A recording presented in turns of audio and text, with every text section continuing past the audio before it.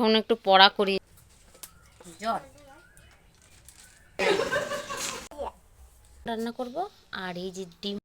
Good morning বন্ধুরা, সবাই কেমন আছো? আশা করি সবাই অনেক ভালো আছো, অনেক সুস্থ আছো। Welcome back to my channel Shipra Rajib blog. আর আমি শিপ্রা চলে আসলাম নতুন একটা ভিডিও নিয়ে। তো সকাল সকাল দেখো বাসি যে কাজ থাকে আমাদের, তো সেই কাজগুলোই আমি শুরু করে দিয়েছি। আর তোমরা অবশ্যই ফুল ভিডিওটা দেখো, আশা করি তোমাদের অনেক ভালো লাগবে। তো আমার এই ছোট্ট সংসারে আমি যেটুকু কাজকর্ম করি সেইটুকুই তোমাদের সঙ্গে শেয়ার করব। তো তোমাদের আশা করি ভালো লাগবে। তো ভিডিওটা ফুল দেখো। আর যারা আমার চ্যানেলে নতুন এসেছো তাদেরকে বলবো অবশ্যই চ্যানেলটাকে সাবস্ক্রাইব করে আমার পাশে থেকো। তো চলো, সবাইকে অনেক ভালোবাসা জানিয়ে আমি আমার ভিডিওটা তো শুরু করেই দিয়েছি।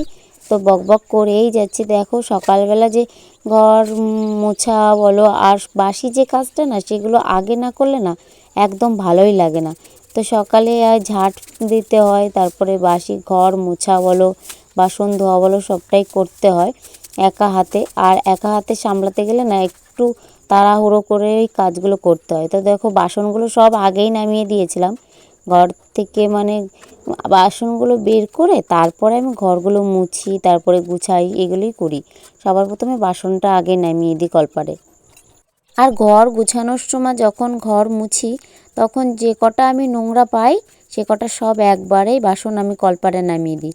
তারপরে একবারে সব বাসনগুলো ধুয়ে নিয়ে তারপরে ধোয়াও যখন পরিষ্কার পরিচ্ছন্ন হয়ে যায় সেগুলো আবার ঘরে রেখে দিয়ে তারপরে আমি স্নান করে একবারে তারপরে আবার ঘরে চলে যাই। তো দেখো কত ভালো না, তোমাদের সঙ্গে কথা বলতে বলতে আমার কাজগুলোও হয়ে যাচ্ছে। আর এদিকে দেখো সব ধুয়ে আমার ঘরঠর মোছা হয়ে গেছে।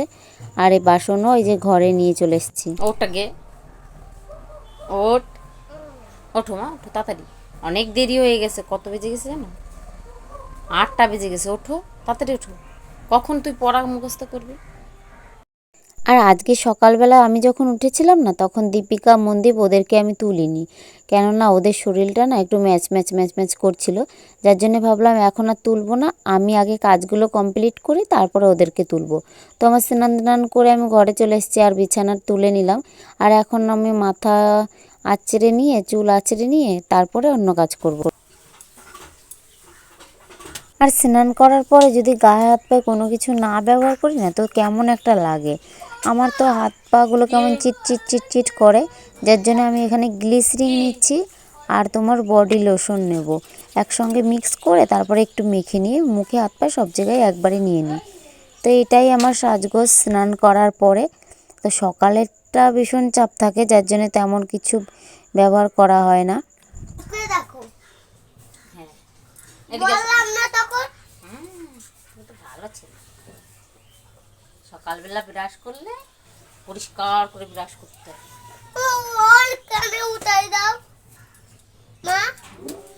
তো মনীষের ব্রাশ করা হয়ে গেছে, তারপরে মনীষকে যে পড়তে বসিয়ে দিয়েছি। আর দীপিকা বাইরে গিয়েছিল, তারপরে ওদের দুজনকেই মন্দিরের আজকে বিস্কুট আর আঙুর ফল দিয়ে দিলাম টিফিনে।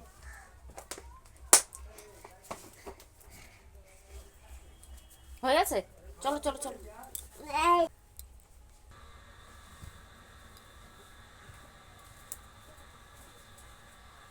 তো মনীষকে স্নান করানো হয়ে গেল, দীপিকাকে রেডি করে দিয়েছি আগেই। এবার চলো ওদেরকে খাইয়ে দেব, তারপরে নিয়ে চলে যাব স্কুলে। কি হয়েছে? হ্যাঁ, আয় আয় চল আয়, তাড়াতাড়ি খেয়ে নে। বেরিয়ে পড়লাম আর ভীষণ লেট হয়ে গেছে। দুজনকে রেডি করা মানে বিশাল কষ্ট হয়ে যায়। চল তাড়াতাড়ি চলো। মনীষকে আগে দিতে হয় তো, সব থেকে বেশি ওই জন্য সমস্যা। আর দীপিকাকে একটু পরে দিলেও সমস্যা হয় না। এখন আমার মানে ইসের মতন ছুটতে হবে। চলো।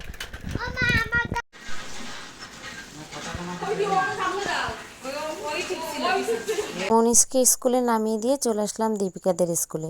আর দীপিকাদের স্কুলে না এই টাইমে সব বলে পড়তে বসে ঘুমিয়ে পড়েছো? মশাই কামড়েছে তাই? মশারিটা টানাও, টানিয়ে তারপর বসো। দীপিকার দিতে হবে। ই বাবা, পায়ে কি হয়েছে? চুল কাটছে?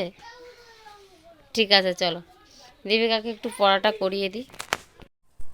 কোথায় ঝাল? ওদিকে সরে বসো। আর বইটা এখানে রেখেছো? দেখি সরো। জলটা এখানে রাখো।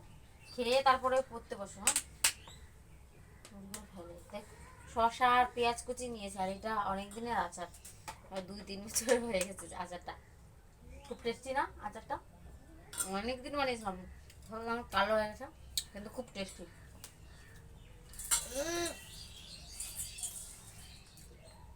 ও মা কই ভালো আচার, আচারটা কই, দেখেছিস?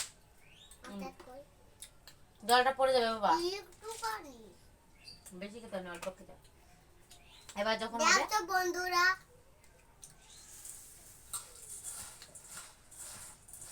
বন্ধুদের একটু দে, সব তো নিজেই খেয়ে নিলি, বন্ধুদের দিবি না? তোমরাও তো। আমি তো দেখিয়ে তারপরে খেলাম। আমি ওর দিকে খাইছি। কখন খেয়েছিস দেখিয়ে? তুই দেখিয়ে খেয়েছে ও? তোমরাই বলবে বন্ধুরা, দেখিয়ে খেয়েছে নাকি। কত সুন্দর। আর মাখবো না, খেয়ে নে। দিয়ে আমার কাছে দে বাবা, একটু সরে বস বাবা, একটু সরে বস। দেখতে কোথায় ফেলছি বাবা? জোয়া হুম, আমার জামাতে মরছে না। লঙ্কা কুচি না পরে।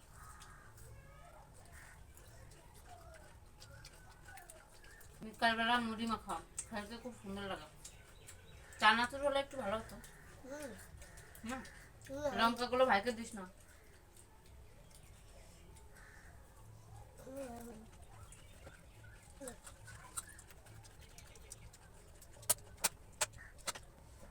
এই মুড়িগুলো শিব পুজো আমার বর এনে দিয়েছিল খেতে।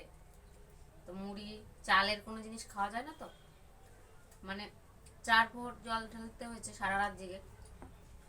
আমিও পরে- দেখেছি জল দিলে তিনটে দিয়ে পরের দিন গিয়ে রাত 10টা গিয়া 10টার পরে গিয়ে ভাত খেয়েছি। আমিও সবটা দেখিয়ে খেয়েছি। দীপিকা শিবরাত্রি পালন এই করেছিল। দেখো দেখিয়ে খেয়েছি, এই দেখো দাদা। চলো বন্ধুরা খেয়ে নে।